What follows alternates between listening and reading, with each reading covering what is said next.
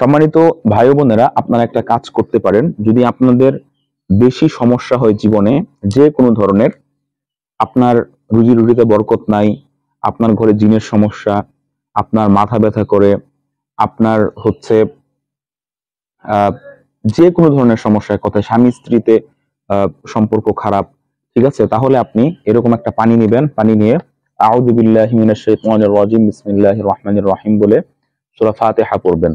আলহামদুলিল্লাহি রাব্বিল আলামিন আর রহমানির রহিম মালিকি ইয়াউমিদ্দিন ইয়াকা না'বুদু ওয়া ইয়াকা নাস্তাঈন ইহদিনাস সিরাতাল মুস্তাকিম সিরাতাল লাযীনা আন'আমতা আলাইহিম গায়রিল মাগদুবি আলাইহিম ওয়ালাদ-দাল্লিন আমিন।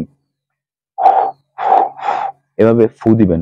ফু দিয়ে নিজে খাবেন এবং হালকা করে ছিটিয়ে দিবেন, ঠিক আছে?